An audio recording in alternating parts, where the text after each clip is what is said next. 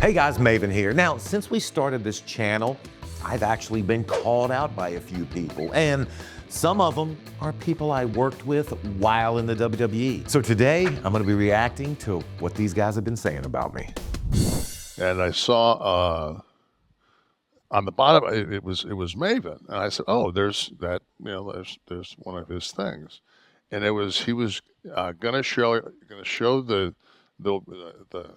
layman how to gig. Now, they're referring to my Wrestler Secrets video, and one of the things I showed in this video was how wrestlers gig or how wrestlers bleed and get color. Has he ever gigged? I don't know. Yes, I have. Obviously, according to this, I watched it. According to this, he has. He's got the weirdest accent. I don't have a weird accent. I just have an accent you're not ready for. I just talk the polar opposite of how you think I would talk when you see me. You go to Virginia, hell, everybody talks like me. And I still can't understand half the things my dad says. So I don't have a weird accent. I just have an accent you're not prepared for. It's almost like Chappelle doing a white guy. Well, I can do that too. Now, let me ask you, when you're trained, and not today, they don't but teach back you. then, did the No. old guys ever talk about gigging? No. Barry Windham taught me how to gig. Showed me how to gig. Jody never talked to you. No. And that's accurate. When I was on Tough Enough, I mean, Al, Taz, no one, they never brought up anything about gigging, about getting color. First time I had to get color indeed was when I was in OVW, Ohio Valley Wrestling, and it was one of the first things Cornette wanted me to do. He wanted to just have me earn my stripes. I get it. I completely understand it. It was at one of our TV tapings. We would drive from Cincinnati to OVW, make the 2-hour trip. And that night I was going to be wrestling Jamie Noble in a dog collar match, which I've talked about on this channel. And the way I was taught to get color in that locker room was by Easy Money. He's the one that told me, use the razor, tape it up exactly how I showed, and tape it into your wrist. This was further cemented in a few months later once I had to do my spot with Undertaker in the Royal Rumble. Obviously, after that big chair shot, I had to get color. And I sat right directly beside Taker and watched while he made the gig. He wanted me to see what he was going to be using to get my color. I sat student, teacher, watching him, and he made the gigs the exact same way, with the same razor, with the same tape, scissors. What Kevin is saying, I have no problems with whatsoever. I got so much respect for the big man. And I also recognize that two things can be true at the same time. And there's more than one ways to skin a cat in this world. There's some more southern wit coming out for you. And he tapes his wrist like Tom Zink on 23 Somas. I mean, just kind of just. I thought I'd take my wrist pretty decent. With that country draw, just, you cut you put a hair in the, and you. Hearing a little envy.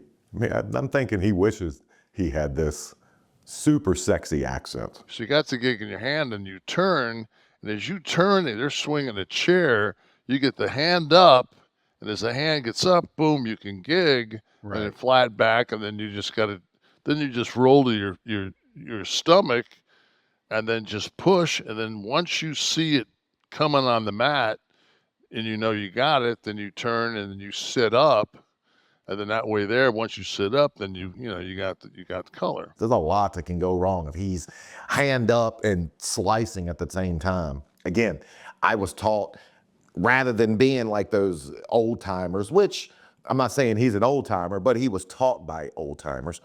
I mean, those guys but their head also looks like roast beef now. When I was getting ready to get color, they just said, hey, it's a better way to do it. Just hit it, twist, squeeze. I'm not gonna poo-poo anything they were saying. Everything they were saying was accurate. And the way Kevin did it was right for him. I will go to my grave thinking I was in the right, and I did not do it wrong. But I'm gonna give him big kudos if he was getting color while a damn chair's being thrown at him. A lot can go wrong. I'd end up gig in my eyeball. Well, it looks like I'm just a hot button of controversy because between filming the original video and now, I've been called out again. Let's take a look. The news did pick me up a lot, like over the last week, from different interviews I've done that have popped up and stuff like that. I have not seen this. I've heard about it, and I feel so bad. I'll explain myself, and I'll explain why. I don't know what Rob says. And I'd like to do that before Katie takes the powder because I don't know if she's going to stay for the whole show or not. But And what's even better is this girl standing there makes me feel like even bigger dick. So here you go, Rob. Here we go, guys. Next one is my favorite one. Everyone moans when I ask it. Smelliest wrestler. Smelliest. Oh man, RVD. Like RVD. Like New York City itself. Yeah, like I was just, and at the time, I don't know if he did, but at the time he did, when probably smart by it, he wouldn't use deodorant. He would take baby powder and put that under his armpits and stuff. Yeah. I didn't hear the bloke before say like New York City itself. Yeah. Which I guess he means because Times Square smells like weed now. It's like 100% what I was getting at. I was trying to make an offhand joke. It just didn't land right. What did Maven say though? Before he said that about the baby powder, like He said it was smart, though. He thought it was smart, right? is that what he said? I couldn't understand. That's what I thought he said. Is like, but it might have been smart. I did say it was smart, and here's why. The deodorant we use has aluminum in it, and I was always under the impression that people that put baby powder under their armpits do it to keep the aluminum away. So I did say he was smart for doing that, and I was trying to make an offhand joke. I know he gets pissed at me. Let me let him get there. I have never heard from anybody else that I smell like anything but weed. And you would think that's where he was going with it until he said that bullshit about the baby powder. Yeah.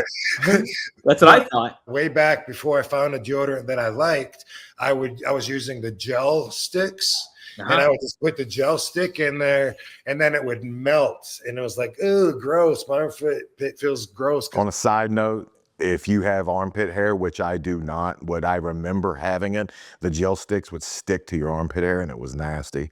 If you have armpit hair, get rid of that. I do remember talking to him about Nair. Him and Stevie were selling the Nair idea to me because I was shaving and cutting myself up and shit. Yeah, yeah. So I know he was like seeing me in the shower and stuff. And then for him to have in his mind this fantasy that I'm not using deodorant because I used the baby powder, I start thinking it started feeling like a little bit creepy, right? The other day, like 2 days after it, maybe, it gave me a nightmare. The fact that I feel horrible, the fact that I am leading to Rob having nightmares, not my intention.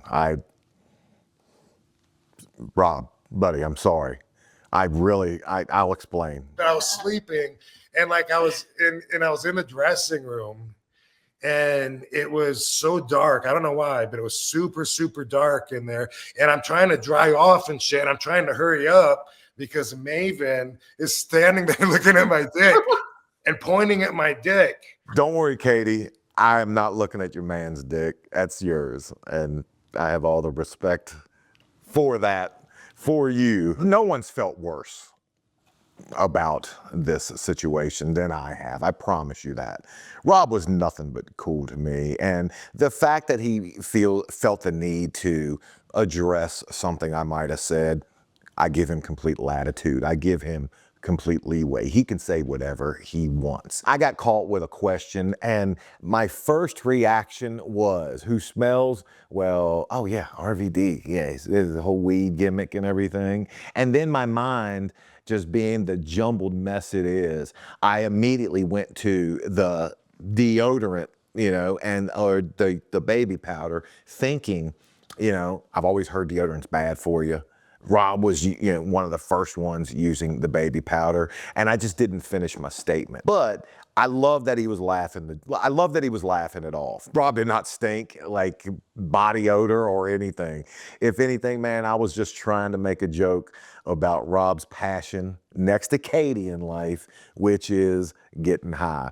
And it just didn't land, and it didn't land because of the way I delivered it. Rob, my man, like you said, I know we ain't friends, but I apologize, and I hope you can accept my apology. I want to ask about Maven next. We see Maven on this SmackDown. Now we're going to good old JR. And when I was there, JR was up here with talent relations in the WWE. JR was one of the guys that, I mean, I wouldn't say we had a good or a bad relationship. We had a handshake relationship, and we would exchange some pleasantries. I have thought about JR about as much as he's thought about me, I'm sure, since I left. Obviously, you need to keep whatever fanfare you've built up from this guy on your new program tough enough, and try to showcase him on TV, but he might not be ready yet. Did you think he was ready? No. I wasn't ready. I'll be the first to tell you I was not ready. I mean, I don't know of anybody who would have been ready for the main roster directly after that. This sounds bad, and I don't want to get roasted for this, but that was not a really super strong class for Tough Enough. It just didn't quite make it for me. And then as the long story went along, I don't think Nydia and Maven, they didn't make it. I don't know what making it to him would be. I mean, I was in the WWE for a time. It's not like I was there and gone in a couple months. But that said, completely understand. I mean, this man's seen everything. Let's talk about the Tough Enough concept. Overall, were you a fan of that? If he says yes, he's lying. I was a fan of the concept, but it's like any other TV show. That's what it was. It was a TV show. It's all about the casting. If he didn't view me as talented, I'm not going to lose any sleep over that. I have no issue with what JR said. JR has seen more wrestling than all of us combined. So yeah, he can have his opinion. He can think of me whatever he wants. Like I said, I've thought of JR since I left the WWE about as much as he's thought of me. I always like Maven. I do too. Anytime someone wants to start off a comment with "I always liked Maven," you got my attention. That was another one, man, where we tried. I just don't know. I don't know that Maven had enough asshole in him either. Bruce Prichard, an executive director with the WWE. During my time, he was kind of like Vince's right-hand man. You knew if you had his ear, you had Vince's ear in a way, if that makes sense. And I just think that he viewed the business as a work. It's not. You got to fight for your position. You got to fight for what you want. And I think that was his downfall. No truer words have ever been spoken. One thing I will say, the older I get, the more I realize wrestling and life mirror each other in so many ways. And he's right. Sometimes the asshole is the one that gets ahead. I went into that business trying to do everything in my power to the letter, to what they said, in every way they said to do it. I didn't look out for myself as much as I looked out for everyone else around me. Meaning I did what was best for everyone. And yeah, I made friends, and I had a good time for the short duration of the time that I was there. But I should have been a little bit more selfish, for lack of a better term. And I know that's not a fun thing to say, and that's not probably what you want to hear, but it's just unfortunately the reality of life. It's a reality of the wrestling world. I should have looked out for numero uno a whole lot more. On the way there, though, it's okay to fight for yourself. It's okay to speak up and be a little selfish. When you are in the ring, if somebody is not pulling their end of the match, then it's up to you to make it right. He's 100% right. I was viewing everything as a work. And I was viewing every loop and every tour I went on with, okay, I'm 1 week closer to them giving me my shot, rather than kicking the door in and being like, listen, you're going to give me my shot now or you're going to fire me. If you go and you present them with an idea for yourself that you think you'd be good at doing, and the answer is no, they're not going to care. They're not going to get mad that you came up with an idea that they just don't want to run with. But I didn't know that. I'm not saying be an asshole in real life. I'm not saying to be selfish in real life. I'm saying that when you look at what is happening and in your matches and everything you do, man, grab your spotlight, take it. That business did harden me, and it hardened me in a way that probably helped me looking at life. That's why on this platform, I'm not looking to please anybody. I'm not looking to make friends. I'm not looking to get in anybody's good graces. Why? I have one person that I'm liable to on here. And he's the guy sitting 3 feet behind that camera right now. Other than that, we do it for you guys. And if you like, you watch. If you don't, you scroll away. YouTube episode where he talks about Wrestler's Court. This is Maven, the first Tough Enough winner. Maven said it was you who came up with the concept. You invented Wrestler's Court in the wake of the Bruiser Brody murder in order to better hash out issues in the back. Is that true? Next, we have Dutch Mantell. And Dutch was one of those guys that I watched growing up. I have, again, nothing but respect for Dutch. Dutch is having a time right now with health issues too. So to be honest with you, I don't care if he has something negative to say about me. Could care less. I just hope he's doing okay and better. No, the Bruiser Brody incident had nothing to do with Wrestler's Court, because Wrestler's Court is a tongue-in-cheek look at things if they have a disagreement backstage, because it should be funny. I wasn't trying to state that Wrestler's Court came about simply because of the Bruiser Brody incident. I should have did a better job at saying that an incident like that, leading, to a death, there had to be a better way of solving problems. So he was right to correct me. Hey, guys, I make about 3 mistakes a year. That's just one of them.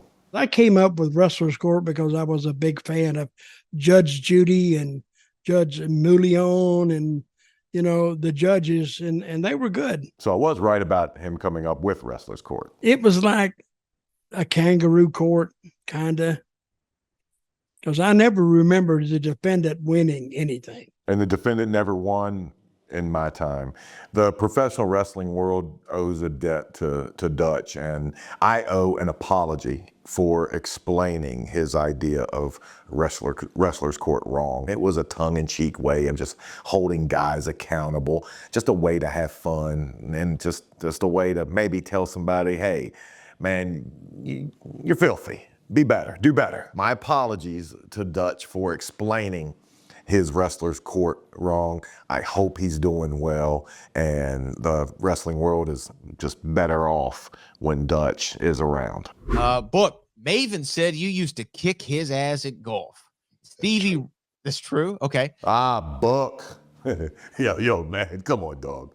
Yo, Booker T. Just so you know, Booker T is one of the natural funniest human beings. He can read the dictionary and make you laugh. Man, Aardvark. Man, Aardvark's an animal. He's just naturally funny. Okay, can we talk to this? I used to beat up Maven all the time on the golf course, man.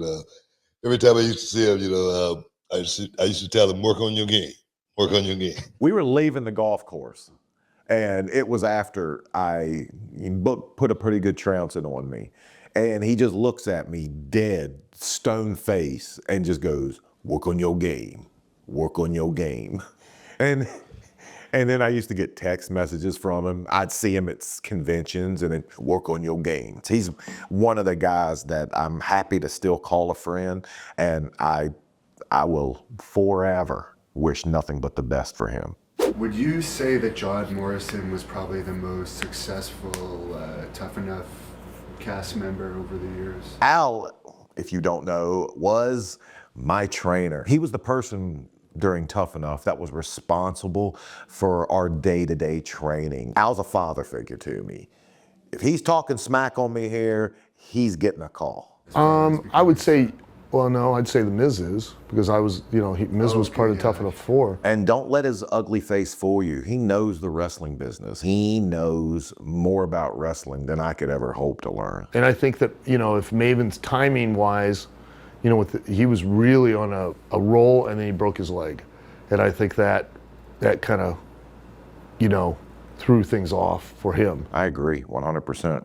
If you take everybody, for my opinion, that was in Tough Enough, you got Miz, and then right under you got Johnny Nitro, and I've even said it. John Morrison's my favorite person from Tough Enough. I'm a bigger fan of him than I am me. Just because I might not like how something turned out doesn't mean that I can't admit the truth. I was nowhere near the most successful Tough Enough contestant ever. Nah, nowhere near it. Still won no Tough Enough 1 though. No one can take that from me. Al should have said that. I was listening to Busted Open the other day, and they had Maven as a guest. Back to the good old JR. Gosh, man, JR, how much could you lambaste me? And boy, what a great talker he is. Yes, he is. He was articulate. He understood what a soundbite was. But I'm glad to have heard from him. It's been a long time. For JR to say that Tough Enough won the talent cast and Tough Enough won, man, that's his opinion. And he's probably actually a little accurate, considering that subsequent Tough Enough years would have more prevalent stars emerge. I'm happy that he, was able to, to finally see maybe the talent that was missed during my time in the WWE. But was it missed, or had I just not developed it fully? I don't know. Because they have to learn to pay their dues, especially in like Maven's situation. Like most of the guys wrestle for years before they get to a company, and a group of us veterans, which I'm sure like it was Taker, probably Taz, we make sure that he stayed in his place, because if he can't get along in the locker room, he ain't going to make it. And when you're young like that, you have to be respectful. You have to, you have to know how to act, and you can't be too full of yourself. So like I would never I never tied anybody up or bullied anybody like that. I never touched anybody, but I would verbally tell you shit, and was quick with it, wouldn't let you get away with it at all. Call you on it immediately. Now, I've mentioned in the past, one of the only guys I never quite felt I was able to win over was Perry Saturn. And Perry addressed some statements I made in a previous video, and I actually agree with Perry. I even said back then, I understand where all those guys, all the veterans were coming from. For me to get the opportunity through Tough Enough that I got, I knew the, I don't want to use the word hatred, but I knew the apprehension guys were going to have towards me. Perry mentioned that he would verbally, let people know how he felt. And he is 100% right. I still recall one time under his breath over to the side. It was when I found out and Test found out that I was going to be taking his place on WrestleMania 18. And at this point, Perry was right. At this point, I had been there I hadn't even finished my cup of coffee. So the moment I took Test's spot in WrestleMania 18, that was a paycheck he wasn't getting. So for Perry to voice his displeasure, hell, I'm lucky voicing's all he did. Just because I took an opportunity, just because I capitalized on an opportunity, does not mean I'm blind to how that opportunity might have been viewed through their eyes. I'm not. I completely understand. I respect and I kind of agree with them. Now, it's not just the wrestlers calling me out. You, the fans, have been too. And to watch me address those controversies, click the link on screen.